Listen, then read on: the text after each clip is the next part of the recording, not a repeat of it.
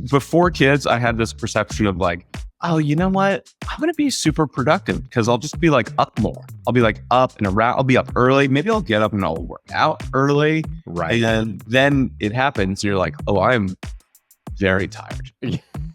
Yeah. I am not going to be adding things to my schedule. Nope.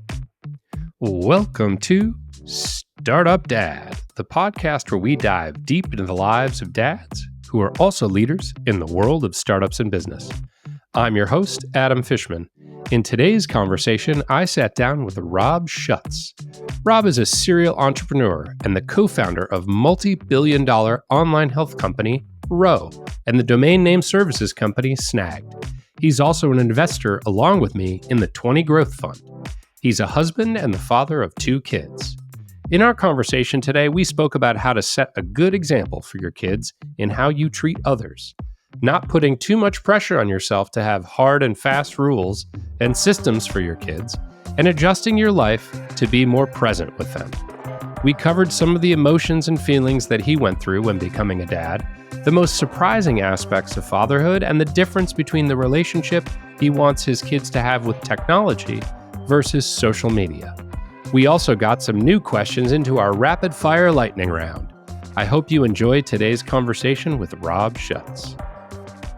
I would like to welcome Rob Schutz to the Startup Dad podcast. Rob, it is a pleasure having you on the show today. Thank you for joining me. It is a pleasure to be here. Thank you for having me, Adam. I've been waiting for years for the invite.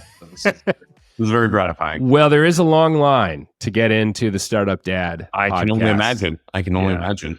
Well, you and I know each other professionally. We have spent some time together. We currently make some investments together, which is fun. Yeah. But tell us a little bit more, for those of you who don't know the Rob Schutz, tell us a little bit more about what you do professionally. Yeah, so my background is in growth and startups. I'm most recently one of the co-founders of Row, the telehealth company in New York. We launched in 2017. Prior to that, I was one of the early employees, first marketing employee at BarkBox, treats and toys for dogs. And prior to that, I did a bunch of different things to kind of parlay my way into a startup world, including having a daily deal website back in the day called What's the Deal? And prior to that, I was in healthcare consulting. And that's kind of what pushed me into more of the entrepreneurial world, doing that for 5 years. Literally went from healthcare consulting to What's the Deal daily deals Yeah, site. it is the classic transition from healthcare technology consulting to daily deals. Yeah, I was there for 5 years. We would help hospitals go paperless, essentially install their digital systems and then help them with the backlog of millions of reams of physical records, kind of marry those two. So we work with big hospital systems. Deals took a long time to come together. And I think for me, what I realized was once I figured out more about the internet, which is great, by the way, if you've used it. A couple times. Quickly in other industries and like e-commerce, when I discovered how quickly you can get the feedback, I kind of got addicted to that versus like, oh, a 2-year deal selling this hospital in Denver required like 100 in-person meetings and dinners versus like putting something up on a website and someone buys it in 10 seconds. Like, I really like that. That's where I kind of got hooked into this whole like digital e-commerce growth space. And what was life like growing up for you? What was Rob like as a kid? Well, it's a very deep question, first of all. I thought this was going to be like a light, chill podcast. So I grew up, I'm from Virginia. I'm from Northern Virginia, right outside DC, Burke, B unit, as people call it sometimes. No one calls it that. But I grew up, I have an older brother who now is a professor in Canada. He teaches at a university called McMaster. He's a professional percussionist. Wow. And we grew up in Virginia. My dad worked for IBM for many years. My mom was a learning disability teacher and then kindergarten for many years. And yeah, we grew up right outside DC, pretty standard upbringing, sports, music. Was very into music from an early age. Up until I'd say right before college, going into college, I thought I would potentially be a professional trombonist. I was big into trombone. Wow. Did marching band, symphony, orchestra, all state band, all that stuff. And then I did marching band in college at Penn State as well. But kind of realized maybe there's not as much opportunity or money at the right time. So I was was one of my better life decisions. But yeah, that's, a pretty traditional upbringing, a small group of friends growing up that's still very tight with. And yeah, no major complaints. Awesome. Is your brother like that terrible guy in that movie that teaches the drums to the kid and like is abusive? Is that like his? There's a lot of screaming. Okay.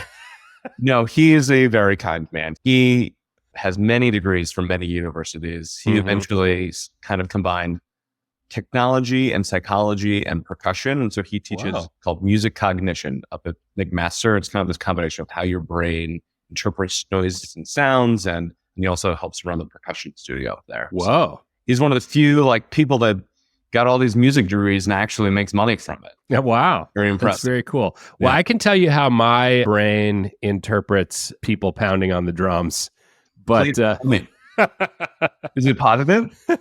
Not usually. That's good. Tell me more about that. Speaking of people pounding on drums, this is a parenting podcast. Why are we not talking about being dads yet? We're going to talk about it. I was stuck on the fact that you almost pursued being a professional trombonist. That really threw me off my game. I'll throw curveballs. It won't be the first one in our conversation, my friend. I don't come across too many people who have found their way into the work that you do now, but we're like, for a period of time, I was really all about the trombone. Yeah. So it was, it treated me well earlier in life. So first time for everything on this podcast. So we're breaking new ground here. It's fun around. So parenting podcast, you have a family, you have a partner, you have 2 kids. How did you meet your partner? And then tell me a little bit about your kids. Yeah, in sequential order there. So Jamie is my wife. We met in 2006 in Washington, D.C. We were both there after school. I moved from Penn State. She moved from Cornell. And we met at a bar. And I'll be honest with you, barely remember that evening. We were at a bar called Brass Monkey in Adams Morgan in DC. No longer exists. But we met really, serendipitously. And we kind of hit it off. We kept in touch. She then moved back to New York to go to grad school for psychology. She's a therapist. And then we started dating, long distance. Eventually, I kind of crept up to New York, not following her just because New York's not fun. And then we kind of rekindled from there and off to the races. So we got married in 2012. We had our first child, Jessica, in 2014. So she's now 9.5.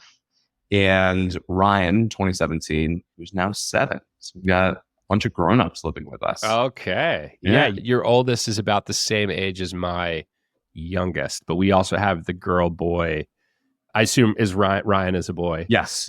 Okay. Girl boy. Because I also grew up with a girl named Ryan who I knew. So I just had to confirm. I know plenty of girls named Ryan. It's a very fair question. Pronouns and all the... Anyway, figured I would ask. Yes. Don't want to assume. And so Ryan was born right around the time that you started Row. Is that right? Yeah. There's never a good time in life to do anything. I was going to ask, what was that conversation like with you and Jamie where you're like, hey, we're about to have a second kid. You are 9 months pregnant. I think I should start this company. Doesn't that sound like a good idea? Well, it was actually even more complex. I was coming up on 5 years at Bark, and Bark had instituted this program. I think they still do, where you get a paid 3 month sabbatical once you get 5 years. And I was like, I would like to do that. That sounds good. So it's coming up with that. In parallel, we're starting to have these conversations with Zia and Saman about starting something. We also decided we were moving to New Jersey at that point from Greenpoint. So we as one does. As you do. Once you have your second kid, you're legally required to move out of Brooklyn. And so everything was kind of happening all at once. It was like job, we're having our second kid, we bought a house. And I remember sitting down with Jamie and I was like, yo, what do you think about doing this thing? And I do think that's one of the more important conversations and pieces of input you have. Like, you can't do anything get successful unless you and your partner are on the same page. And she was incredibly supportive. She's always been supportive of my endeavors and the things that I kind of want to try. And I was honestly more wavering, I think, than she was, because I was like, a lot of responsibility and money and all of these different things and nothing to guarantee and 3 months off sounds great. And, she was like, are you going to look back and regret not doing this thing? And I was like, it's a good way of thinking about it. And I was like, yeah, I definitely will. Like, I feel like this is a good combination of people that I trust, and I think we could build something good. And she's like, you should probably do it. I was like, okay, I guess we're doing it. So yeah, that was an interesting time of life. But like I said, I have taken away from that this philosophy of no good time to do anything, where that happens all the time. You talking to startup founders, you're talking to people earlier stage in the career. It's like, I'm going to wait for this to happen so that I can do this, or I'm going to get married. It's like, nope. Sometimes you just got to be opportunistic and say like, I'm going to do this thing, because you might never get the opportunity again. Yep. Just got to pull off the Band-Aid. That's as they say in the business. As they say. If anyone's doing business lingo bingo. This podcast is full of it. That and parenting lingo bingo. That's true. Yeah, there's a lot going on. So Jamie is a therapist. She has many degrees. What was the decision like, if we even hit the time machine and go back to, 2012 when you're getting married? What was the decision like to start a family? Was that something the two of you talked about extensively, or was it just sort of always assumed? Yeah, we must have talked about it specifically at some point. I would imagine that's something I would bring up. But it was always kind of understood that at some point, TBD, we'd like to have a family. She's one of three. I was very close to her family. I'm one of two, but both of us grew up in the suburbs. She grew up on Long Island, outside DC and Virginia, but both very much wanted to start a family at some point. So we were very aligned there. I think timing was the question, like how soon. And looking back, only 2 years married without kids. Maybe would we do things differently? I don't know. Doesn't really matter. But yeah, we're both pretty aligned from the jump on wanting to have kids. Okay. Any percussionists or trombonists in Jamie's family that I should be aware of? Not that I know of. There's some guitar players. We could put a band together. Yeah. Wow. The extended Schutz family is just full of musical talent. My dad also plays the trombone, and his dad played the trombone. So it's kind of like a family legacy. It's a lineage. I see. No pressure, children. Maybe we'll get into whether your kids have any musical talents in a little bit. Maybe we'll. Let's see where the conversation What is the earliest memory that you have after becoming a dad? I have two memories. One is after Jim gave birth and we were back. She wound up giving birth, kind of some complications initially, and it was kind of like an emergency C-section, but everything was fine. And then we got back to the room, and she was in her bed, and I remember sitting down on the couch, and I was like exhausted. I was up all night, whatever. And she always, teasing me about it. She said, I'm sorry you were so tired. But I immediately fell asleep on the couch. And doctor just doing your part. Us, and I wasn't kind of that awake. And she's like, you need to be awake. Like, I realize you are tired, but I also just gave birth to a baby. And it's like, that's fair. But then one of the memories that comes to mind is like, as soon as we got home and I was, 2-3 weeks in, starting to help with like night feedings. And I remember I was very excited both to spend time with young Jessica, but also I made this structure where I would get to watch ESPN 30 for 30s. I would let myself watch 30 for 30s while I did the feeding. 30-minute feeding, this is perfect. And so I watched 30 of those over the course of the next couple months. And so I still, like, anytime I see a promo or anything for 30 for 30 comes up, it still connects my mind back to like 3 o'clock in the morning, holding a bottle with a baby. That's amazing. Yeah. I found that I was very productive while bottle feeding because you could just kind of get in a position where you're like wedging it in there. And then you're like watching stuff and yeah. It was amazing. Before kids, I had this perception of like, oh, you know what? I'm going to be super productive because I'll just be like up more. I'll be like up and around. I'll be up early. Maybe I'll get up and I'll work out early. Right. And then it happens. You're like, oh, I'm very tired. Yeah. I am not going to be adding things to my schedule. Nope. Unless it's 30 for 30 at 3 a.m. Yes. I mean, there's some very, really good ones. Very important. Yeah. So I wanted to jump to something that you brought up in the prep for this show. And one of the things that you mentioned was something that's really important for you is setting a good example for how you treat others. Mm. And that's a lesson that you really want your kids to observe and to kind of learn and adopt. And so How do you do that in your family? Well, one, you're giving away the fact that we did prep, which, is going to raise the expectations for Well, prep is a liberal Prep is term. a It's a general term for how we on a shared good luck. Yeah. And not to jump ahead to some of the other things I'm sure we'll talk about, but that is kind of the one thing that both Jamie and I think about when we think about what our parenting style or philosophy is. I know some people have more structure and templates and sticker charts and things like that. We've kind of taken this approach of just kids learn by example, and they watch you and they absorb everything, and they're very observant. They remember everything. And so we've just tried to really make it a point, the way that we treat other people is one of the most important examples we can set for our kids. So, we try and do that with everyday things. If it's people coming to drop off the mail and we have kids giving them water, or if it's talking to cleaning people if they're coming by, treating people like human beings. But then in bigger ways too, we really like them getting involved with service and giving back. I'm the chair of the board of a homeless shelter in New Jersey called Isaiah House, and Jamie is very actively involved with them as well. And so we bring the kids to events. We bring them out for a Juneteenth event. We go and pack bags. The kids help run a dance marathon that we do for Isaiah House that raises money every year. And so it's really important that you feel day-to-day interfacing, be kind, good human beings, but then in bigger ways, also try and make sure you're setting an example of giving back, and also ingraining that, I would say, more into who they are, and service and giving back is kind of a part of what you do. Is that somehow related to how you and or Jamie were raised, or is it just something that you've kind of developed a perspective on over time? It's a good question. You're a good interviewer. I think we're both involved in giving back.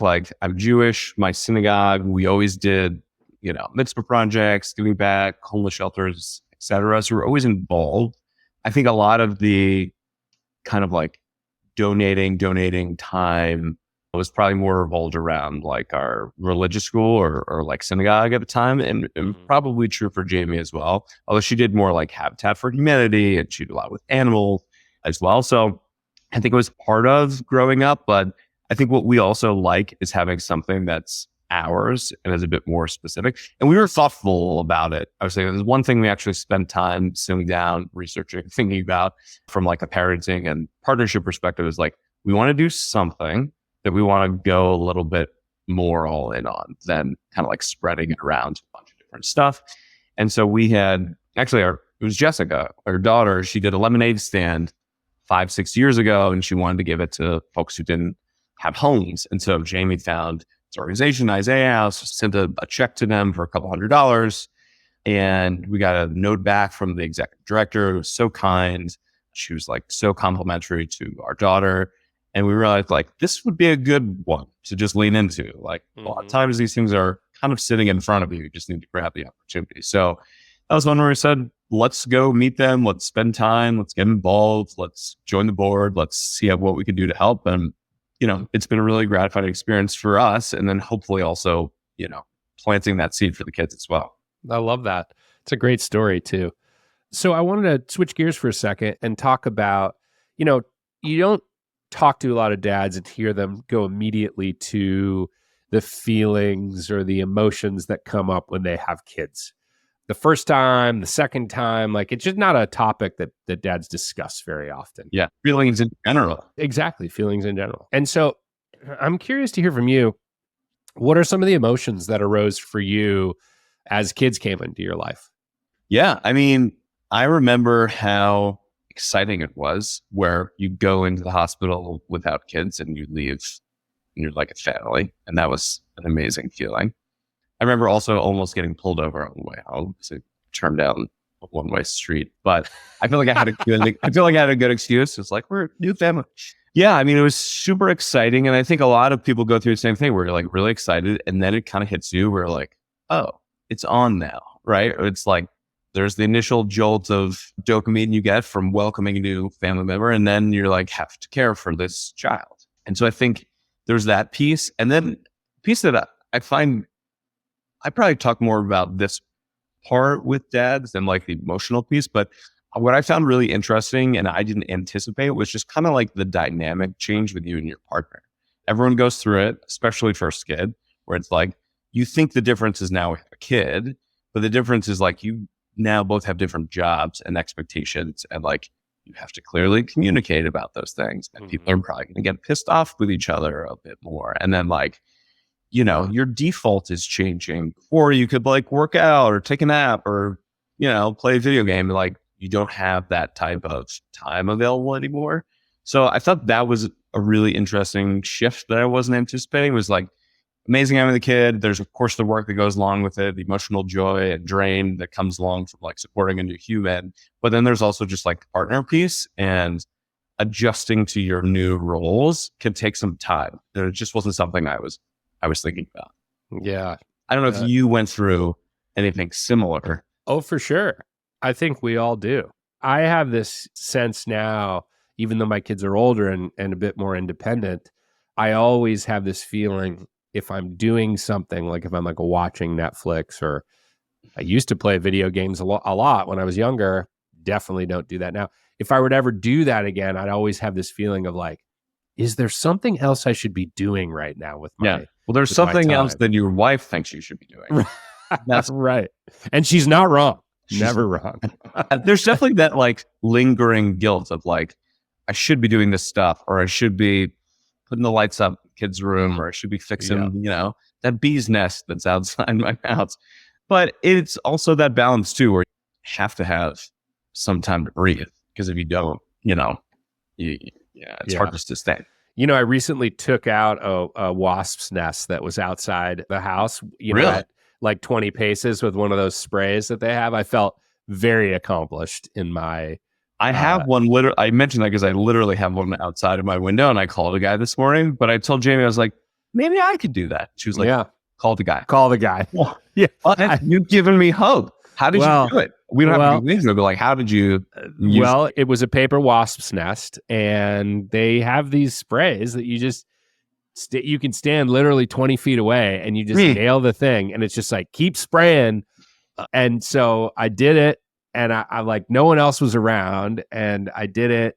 And, you know, I think there were some pissed off wasps coming out of there. Wow. But you spray it, and then you get out of there, and a day goes by, and then you can and then everything's dead, and you can knock it down. And that's pretty gratifying. That's like that's a dad move right there. This must exist for a bee's nest. So, but also bees are very helpful. I don't know. No, you're actually, in our town, you're not allowed to do that to honeybees. Right. It's only for, I think, yellow jackets and wasps. Yeah. This was definitely a wasp's nest. And those, you're fine. Those guys needed to die a terrible death. So they did. All right. Now back to parenting, although destroying pests is a key element of fatherhood. So what are some of the more surprising things that you've discovered as a dad over the last, 9.5 years?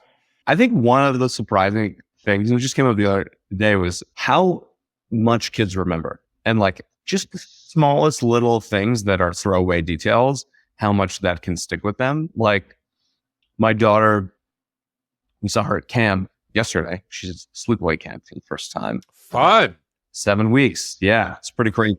Yeah. Pretty different dynamic. But before she left, there's like a song that came on, and she was like, I remember the song. Like, we listened to this. It was on at the ice cream store when we went bike riding. And I was like, what are you talking about? And I realized that was like 5 years ago. And I was like, she just remembers these like little and same thing with my son. He's just like always observing things. He's better at like using things that he remembers against me, where he'll be like, you said this 3 years ago. You said this thing, and now you're doing something that is counter to that. And I'm like, it's old news, man. It doesn't make sense anymore. But they're just sponges. They're always listening, always observing, and kind of like regurgitating information that you never know. They also do it. My son does this a lot, where like we'll tell him 1,000 times, like, put your plate in the sink, and then you got to put on your suntan lotion before camp or whatever. And then seeing him interact with other kids when we're not around, he'll be like, you have to put your plate in the sink. He's like, remember, you have to put your suntan lotion on. We're like, it's interesting. He completely ignores us when we say it, but then he'll like internalize it and remember it. And parrot it to others. It's part of his game. I guess he so. knows. Yeah. I guess so. Yeah. Yeah. But they're little sponges.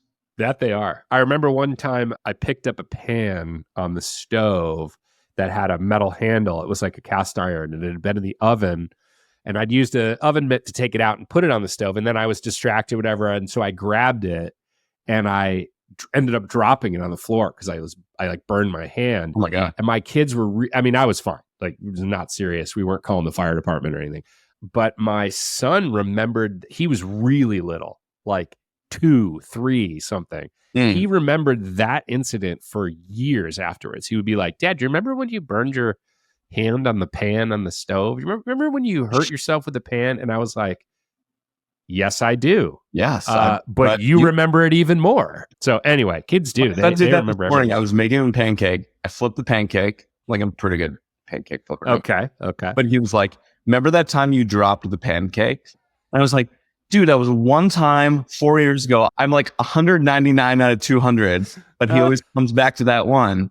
Yeah. It happens. He's going to be a terrible boss. Remember that one thing you got wrong, employee? I'm going to put it in the TPS report. That's going to the TPS report. Speaking of boss and work and family, every dad talks about wanting to be more present with their kids, which is like, that's a theme that I would say is woven throughout this podcast series.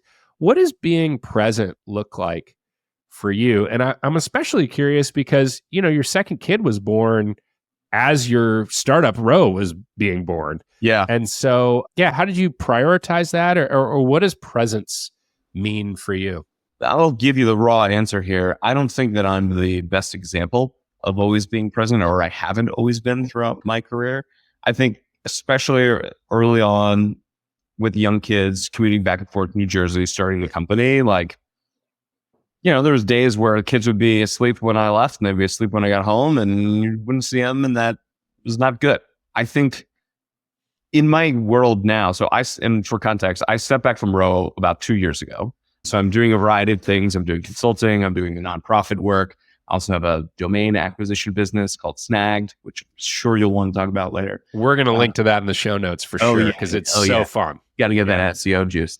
But I have prioritized trying to actually physically be there more often for the kids. And I think I'm in a position now where I can do that. And so what does that mean?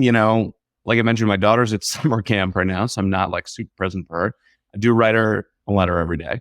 But when my son comes home from camp, he gets home at like 4:30, we usually have like 2-hour play date. We'll like go in the backyard, we'll throw a ball around. It entertains both of us. We'll go play video games. I just got a Mega Touch machine, like those photo hunt machines. What? Yeah, it was my birthday. Like from a bar, like they used to sit at, where it was like find the match. Yeah. He and I, when we started dating, we would go all over New York and we would just find these photo hunt machines. That was like our jam. And so recently I was like, I'm a grown man. I'm going to spend some money and I'm going to get one of these. And so every night we'd be going downstairs after the kids go to sleep, or actually Ryan came down with us. We did as a family. Where does it have to sit on a bar? Is it a requirement that it be on top of a bar? You do need to like be drinking and splash beer. Someone has to be blowing smoke in your face. Right. Yeah, that's right. That. Yeah. So we just have it set up down there. But that's amazing. We will play those games. We'll play board games. We'll read. So I have kind of tried to prioritize now, like just spending a little bit more time. We were joking about it yesterday. He has these boxes. They're like these engineering boxes. They're called Crunch Labs. Okay. One of these every month, you get like a project to build, whatever. And he loves them, but you have to sit and do them with him. And we were like, man, this is one of those boxes where you actually have to spend time with your children versus one of the ones where you don't. But we're laughing because it's like, you know what? If you are able to do that, they're very entertained and it's quite a pleasant experience. Yeah. But in the past, we've had like au pairs and babysitters and a lot of other folks that are kind of covering for us while we're working. And it's just harder to like really kind of get that quality time. So I feel like I'm cheating in the answer to your question that I don't think I had great balance and presence before. And now I'm probably like a little over-indexed. One may say I have too much presence, but I think you kind of take it when you can get it. Yeah, I'm sure you'll hear about that presence when they're teenagers, right? They'll be like, you were good, Dad. Yeah. I'm going to go do my Crunch Labs by myself. Yeah, I don't need you. You're way too present. Okay, fine. You're both off to summer camp now. Yeah. Bye. Oh, he has said he's going to go next year, by the way. Okay. We're going to have our first potential summer. We just had that. Oh, but yeah. only for 2 weeks. Well, only for 2 weeks. What'd you do? Both of our kids went off to summer camp, sleepaway camp for a couple weeks. We made the most of it. We went out of town for a few days. Actually, a couple times went out of town for a few days. Where'd you go? We went to LA. We went to Napa. We went out to dinner a few times. Like we just, carefree. No responsibility. Sounds great. That sounds great. It was I'm sure pretty you awesome. wind up talking about your kids most of the time. We did. Yeah. And our daughter's actually back away at sleepaway camp, but a short one, like a 4-day sports camp. So she just got dropped off this morning. That's cool. It is funny when you get that alone time. You're like, finally, some alone time. You're like, what do you want to talk about? You're like, the kids' schedule for the fall. Like, are they going to do hip hop or not? We need to sign up by next week. Never know. And the answer is yes. Always going to do the hip hop. I mean, both of the kids do hip hop. All right. So if you could rewind the clock to the time right before you had your first kid, so right before Jessica was born, what advice would you give the younger version of Rob? Well, one, make sure you start finasteride early. It's easier to keep your hair than to grow it back. I think especially going into parenthood, and I feel like this comes up a lot when someone's having a second kid. My brother's about to have a second kid. I was talking about it yesterday, where you don't know what you don't know when you're having your first kid, and you really kind of are anxious about everything with the first child. You're like, what's going on? They're coughing, or like they're not sleeping, or like, do I need to monitor, like the heart rate monitor all the time? It's hard to accept this as advice, but you really just need to not sweat the small things and anticipate the vast majority of things are a phase. And if you take a breath, and you let it pass, it's going to be fine. It doesn't feel like that the first time through, though. When you're having your second kid, you kind of know that. And I feel like the baby piece is a lot easier with a second kid. It's more of the older kid that's the challenge when you have your second. Yeah. I'd also say, like, we were in Greenpoint in time. We made so many good friends right after we had our first kid. Like, having a baby has a way of bringing people together in a way that, like, you just wouldn't have those opportunities otherwise. So we made a really good group of friends we still keep in touch with, but I wish we kept in touch better. I think, like, finding and identifying, like, the good people in your life with good relationships and maybe finding ways to invest in those. Maybe that's a piece of advice. And then, I think everyone knows that, like I said before, like, your default is going to change, right? Like, you're not going to have the same time you did, but allow yourself the flexibility to, like, evolve as a person. Like, you are going to change, expectations around you are going to change, work is going to change, whatever. The good core pieces will still be there, but you're going to become a different version as a parent than prior. If you're doing it okay, you're going to become a different version. And that's okay. And just kind of accepting that ahead of time. Awesome. Did you get any advice from family, friends, other parents that you would tell yourself, like, hey, Rob, just completely ignore this advice? It's useless. Ignore all advice. No. The whole, like, get a lot of sleep beforehand, like, bank it up. That doesn't work. No. I tried. Still very tired. You tried in the delivery room, apparently. Yeah, I was, I guess that's the theme. I'm just so tired. I read, like, a couple of these books. I still give people this one book that, like, they're going to be a dad.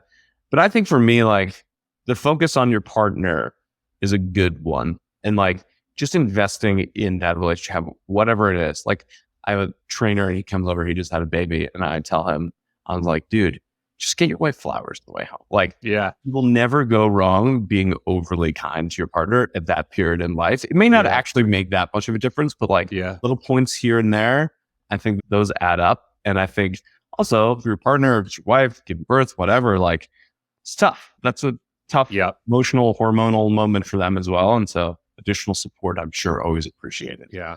What is the name of the book that you said you get new dads that you know? It's Startup Dad. No. What is it?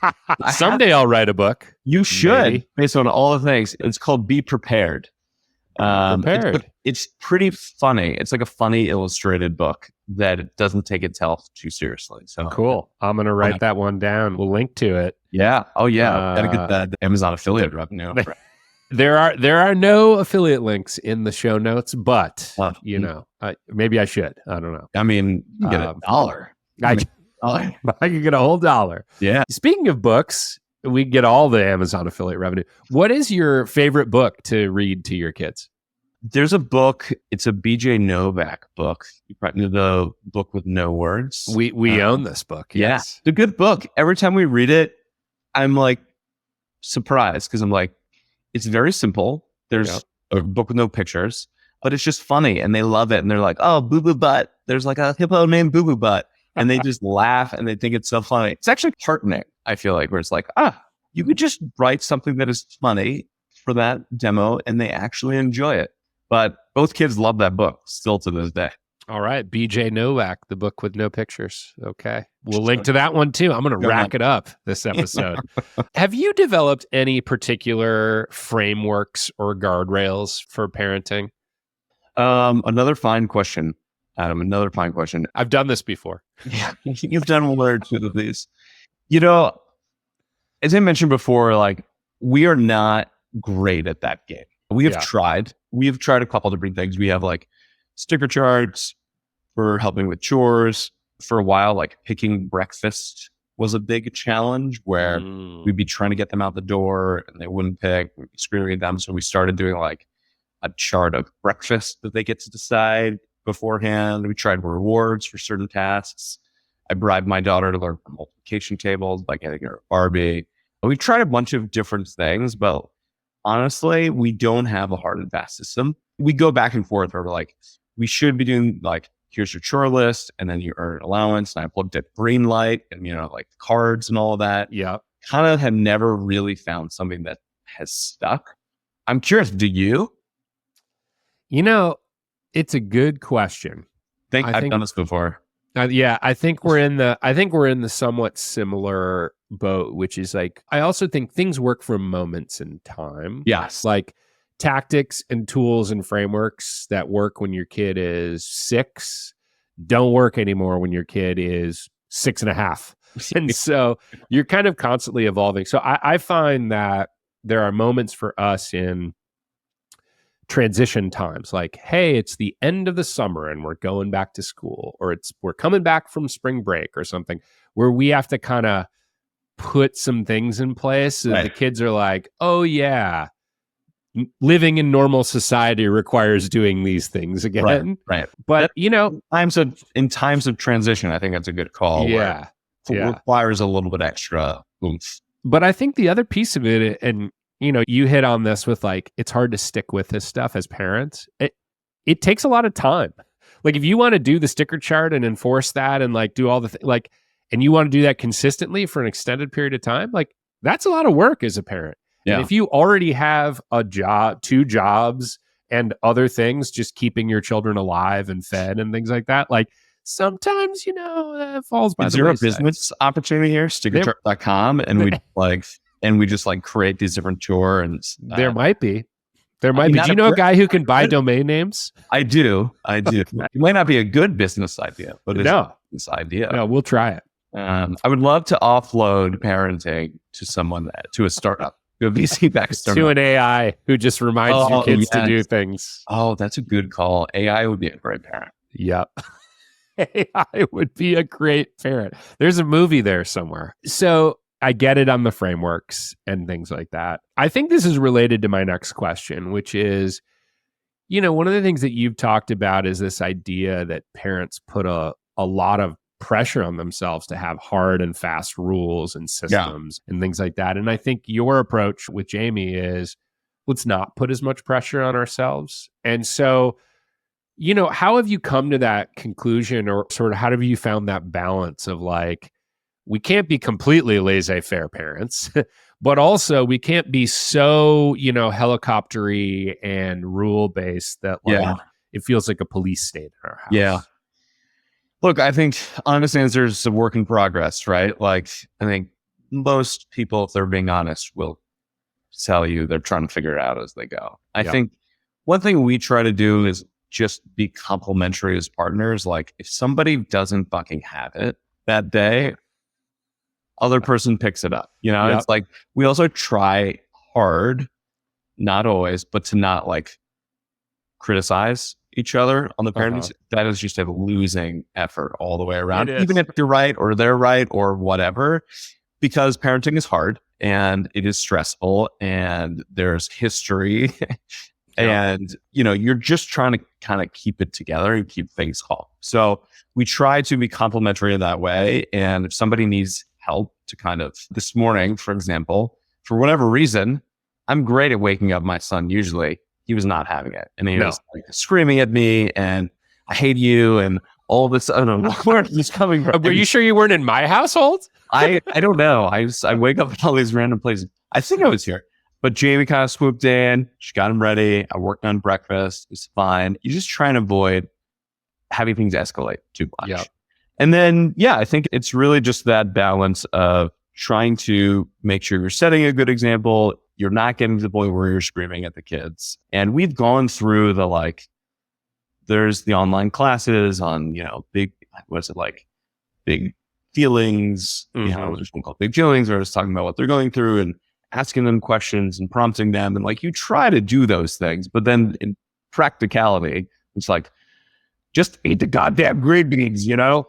You try and balance like doing the things you feel like you should or doing in a way you know you should with also getting them done in a timely manner, but not blowing a gasket at the same time. Yep. Makes total sense. Eat the goddamn green beans. Eat the green beans. Actually, you know, our kids love green beans and broccoli. This is strange. Because I mean, that's good. I didn't like vegetables growing up, but it's probably because I grew up in the Midwest where the vegetables were served in a steamed microwave bag. As opposed to like cut in the yard lovingly from like a stalk of green beans. That's right. Yeah. Children love things from a bag. Yeah, they do. So how has your parenting evolved from child to child? And, you know, have you also noticed that that's changed how you lead companies, like your experience at Row or other businesses that you've worked on? Has that changed? Or are those two things related? It's interesting. Like, I think everyone who manages people will tell you that there are overlaps and similarities. You're not exactly clear where the lines are between those two, but there's certainly similarities where it's like, hey, you need to be clear and you need to be consistent in your acts, right? And like sometimes without notice, an employee or a kid will just go to the bathroom. You need to be prepared for anything. Yeah. But I think in terms of evolution, like as I mentioned, I think that first kid, at least for us, you're really nervous. What's this rash? Why are they breathing like that? Oh my God, they threw up. Everything kind of feels like it could be a huge deal. Into second kid where you like mostly are like, they're fine. And it got to be your third kid, you're like, what's their name again? Yeah. That's right. But I think from a parenting style, like, first of all, I will say having this summer without our oldest, such a different world. Like we've never really spent this much alone one-on-one time with our youngest son because you never got the opportunity, right? So that's been great to kind of get to know him in a way outside of how he acts with his sister, because when they're together, it is a very different dynamic. So I think that's just been generally positive and helpful. But I think the difference between parenting, I think like very different when it's the two of them together and getting them to kind of listen to you as a group versus one-on-one, much easier. Yeah. And I think, we're certainly a little more lax with a second in terms of like rules that were maybe hard and fast for Jessica about how old she had to be to get. We got her an iPod because she wants to listen to Calm. That was like sleep stories. So then Ryan got an iPad and she's like, well, I didn't get one till I was 8. Right. And he's getting one when he was 6. And we're like, it's fine. It doesn't really matter. But it doesn't feel that way to them. It feels like it's so unfair and how could we have done this? And so, it's the same thing where they both kind of want what the other one's having and they feel like it's unfair. But I think we've gotten a little more relaxed, I would say, as we've had more kids in terms of maybe hard and fast rules, not relaxed in terms of anxiety. So it's obviously through the roof. But I think it's natural too, where they kind of wear you down. Yeah. And I was the same way. Like, I remember my brother didn't get to like drive to school. That was just like a thing. My parents didn't want him driving to school. And then when I was 16 in Virginia, I was like, I would like to drive to school. And they're like, yes. It's just so much here you go. It's just so much easier. Here you go. And he's like, what the fuck? This is not fair. But you just, again, I think it just comes back to being tired. They're like, we're tired. Yeah. So then your brother just went in his room and pounded on the percussion instruments for a while. And then look at where that's gotten him. I don't know if that was meant as a euphemism or as a real percussive descriptor, but works either way. There you go. So I want to talk about partnership for a second, which we have established is very important when you have kids. That communication, you brought up a lot of that. But it is also hard to agree 100% of the time with your spouse. What is an area or what's something that you and Jamie don't agree on when it comes to parenting? You know, I think that we have a slight difference I think it's somewhat how we were brought up, but I think I will say Jamie is more encouraging with the kids to kind of tell them everything. Things that maybe aren't great, that they did that was bad, and does it in less of like a judgmental way, which now that I'm saying out loud, probably much more of a grown-up way to do it. She is a therapist, recall. So I'm more like, why did you do that? Like, why did you hit that kid? Like, that doesn't make any sense. Don't hit the kid. And she's like, well, first of all, just tell us what happened. And her point is like, I want the kids to be comfortable telling us everything. And even if it's a bad thing, I want them comfortable telling us because there will be more bad things that happen. And I want them to think that they can't talk to us, which I totally think makes sense. But I think I wouldn't say it's a disagreement. I think where we have slightly different implementations of that is I also want to focus on not doing the bad thing anymore because it's bad. And I feel like they need to be told and, understand that they shouldn't do those things anymore either. Yeah. Don't hit the kid. Don't do it. Don't put the dog's foot in your mouth. Especially because we don't even have a dog. Right. So, yeah. Who knows whose dog that is? Whose dog's foot is that? It's one thing if it's your dog. My favorite is when the kids come to you and they're like, okay, Dad, I'm going to tell you something, but don't get mad. And I'm like, well, I reserve the right to get mad, but I will do my best not to. But then they tell you, and it's fine. It's usually pretty. It's like, I spilled some milk, but then I cleaned it up. And I'm like, great. I'm happy about this. You're grounded forever. Yeah, that's right. Special milk. Don't ever spill and don't ever clean it up. Okay, so one tougher concept is I want to talk about technology and the relationship that you want your kids to have with it. So your entire career is steeped in technology. Yeah. We've learned a lot more about it as we've become adults. What's the relationship that you want your kids to have with technology as they get older? Yeah, this is one, and I know I told you before we were doing the interview, but obviously talked about a lot of this with Jamie. And this is one we actually spend a fair amount of time talking about because it's pretty important. Like technology and the way that we delineate it is almost like technology versus social media.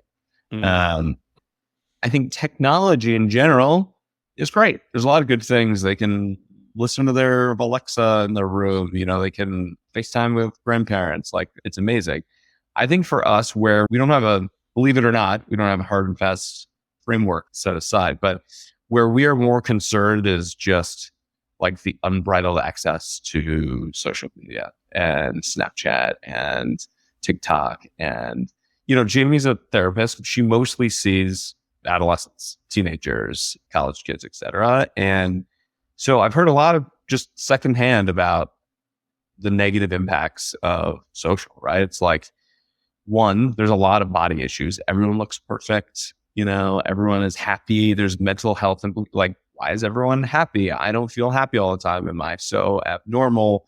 Like there's being left out of stuff, where you see friends that are posting about things, et cetera. And so, there's this, I'm not sure if we're like officially signing up for it yet, but we're looking at this pledge. It's called like the Wait Until Ace pledge where familiar. I have a lot of your experience with it, but the concept is just like delaying access to smartphones or like social until after 8th grade. If a certain number of other families in the grade of the school are also on board, so it's not just you.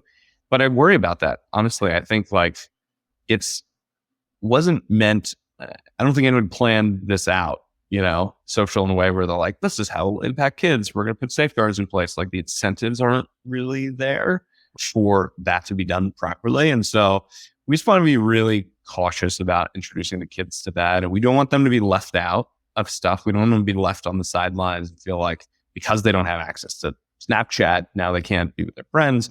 We're going to have to find a good balance to being able to access some of this technology, but also being like, I think one of our more important jobs as parents is not just like throwing them into the deep end on this stuff and letting them take it out. Right.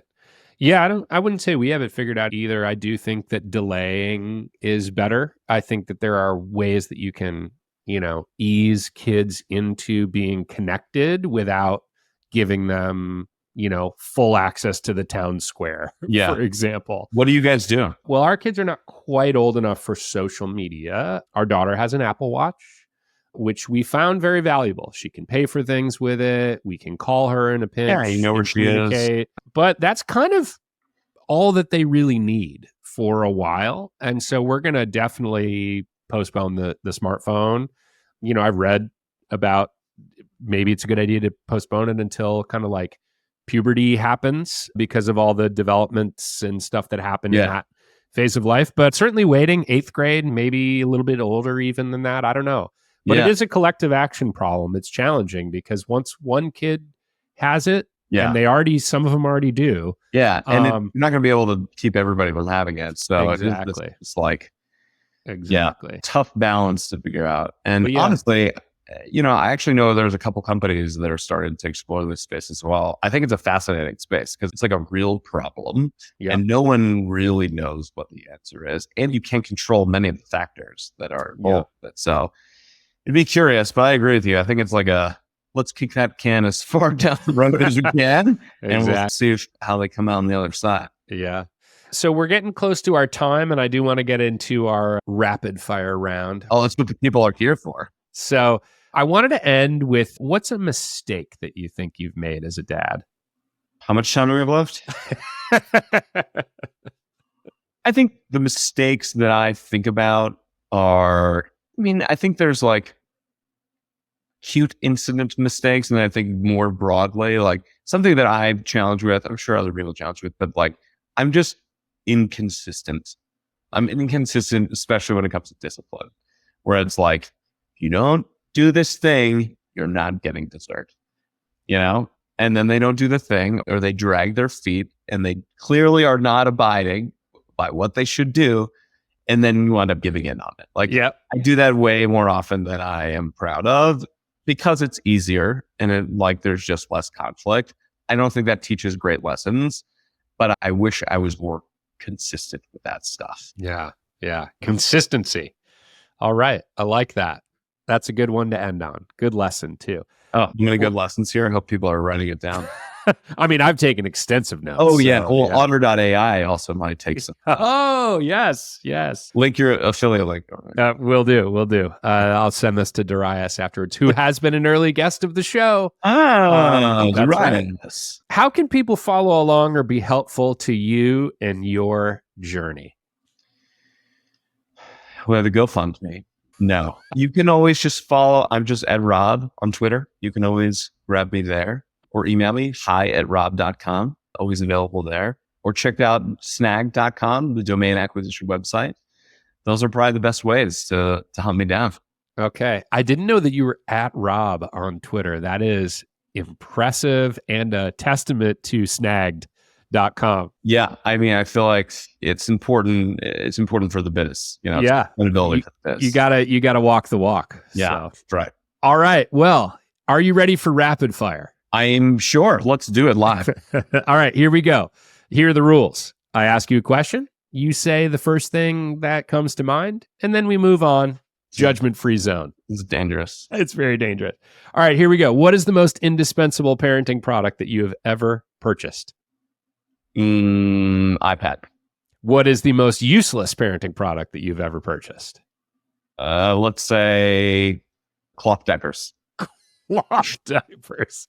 I'd say you have a lot of strong agreement there. Yeah. Which is the crazier block of time in your house? 6 a.m. to 8 a.m. or 6 p.m. to 8 p.m.? 6 p.m. to 8 p.m. Kids are good sleepers. Okay, good. Do your kids own their own domain names? Absolutely. Both their first names and both have wanted to build businesses. So we've got them their own domain names. Excellent. Also a testament to Snagged. Mm-hmm. Finish this sentence. The ideal day with one of my kids involves this one activity. Taking a walk. Okay. Which one of your kids is your favorite? Pass. What kind of podcast is this? The appropriate answer to that is my wife. What is the most frustrating thing that has ever happened to you as a dad? One time my daughter was at a birthday party on one of those like gymnastics birthday parties, and she ran up a thing. She was at the very top and you had to slide down like a pole to get to the bottom. And she just freaked out. She wouldn't come down. And the people that worked there were like, for liability reasons, we can't get your child. And it was like, so I have to go up there? How do I get up there? They're like, you have to run up the ramp like the children did. So in front of all these parents, I had to like take my jacket off and my shoes, and I had to like run up the ramp and grab and pull myself up and then hold her and slide down the pole like a fire ran. Yep. I have a similar story. Maybe I'll tell it someday to myself. Oh, what a tease. Come back, listener. What is your go-to dad wardrobe? T-shirts from 1999 and very inappropriately short gym shorts. Awesome. How many parenting books do you have in your house? 5. How many parenting books have you read cover to cover? 0. Excellent. We're batting 1,000 on this answer on Startup Dad. What is the favorite ages for your kids? That's tough. There's so many good ages. I'm going to say like 18 months. Right after they kind of start to give you feedback and be a human, and right before they become just emotional terrorists. Yep. Least favorite age? No least favorite age. Okay. How many dad jokes do you tell on average each day? Yes. You just a million. What was the most embarrassing thing that you've ever done in front of one of your kids? One time, I forget where it was. Maybe it was for camp or drop off or something. Like music started playing and I just went ham, really uncomfortable dancing, thinking I was being funny. My daughter was like, "Daddy, never do that again." Mortified. Yeah. Mortified. I thought it was actually pretty good, but I'm sure it was. I mean, Sure felt it was. good. Felt good. Have you ever secretly thrown away a piece of your kid's artwork? Not even secret. They see it in the trash. And they're like, why you throw that out? And we're like, we have so much garbage. What is the most absurd thing that one of your kids has ever asked you to buy for them? My son yesterday asked me to buy him a Tesla. Sure. He's 7 years old. Yeah. No, sir. What is the most difficult kids' TV show that you have ever had to sit through? This is nuanced because I love the show. We all love Is It Cake? Okay. Great show.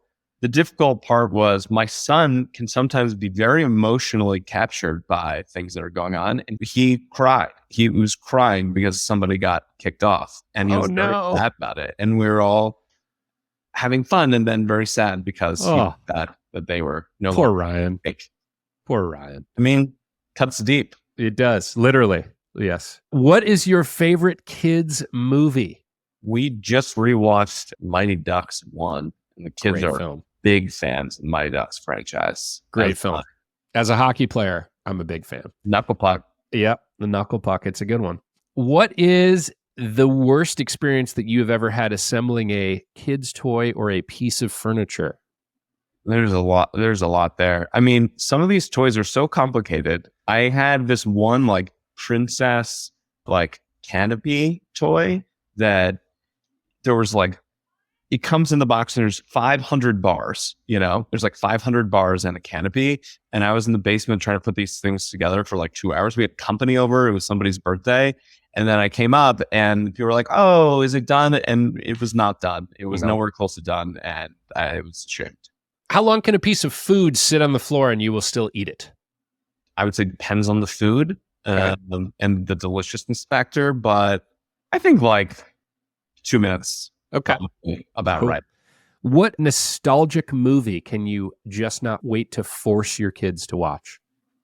Oh, I'm waiting for Goonies. Ooh, Because Goonies is one of my favorite movies, Great. but we're not quite there yet. I think Yeah. the sloth and chunk part might be a little bit too much. yeah, and probably the low-key racism, but I don't think they'll pick up on that. it, I don't think it hasn't aged well. that part, but Our Well- kids have watched Goonies and they loved it. So, it's fine film. Fine how often do you tell your kids back in my day stories? all the time. I was wearing a Blockbuster t-shirt yesterday, and I had to explain to Ryan. It was very sobering because I was like, it's not that long ago that you'd have to go and rent a movie. But this concept just blew his mind that you had to go to a physical place to get a movie. And finally, you only have 2 kids, but you do live in New Jersey. What is your take on minivans? Nah. I think there's enough like SUV crossovers now where you can get away with it. When we were growing up, though, that was not really a thing. You basically had to get a minivan. Yeah. Now you can cheat your way there. Okay. Well, on that note, Rob, it has been a pleasure having you with me on Startup Dad. This was a fantastic conversation. Thank you for having me. This was great. I appreciate having me on, Adam. Thank you for listening to today's conversation with Rob Schutz. If you enjoyed the show, please subscribe, share, and leave me a review on Apple or Spotify. It'll help other people find this podcast. Startup Dad is a Fishman AF production with editing support from Tommy Heron.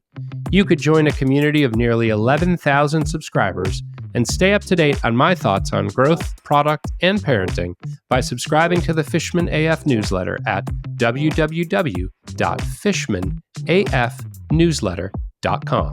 Thanks for listening. See you next week.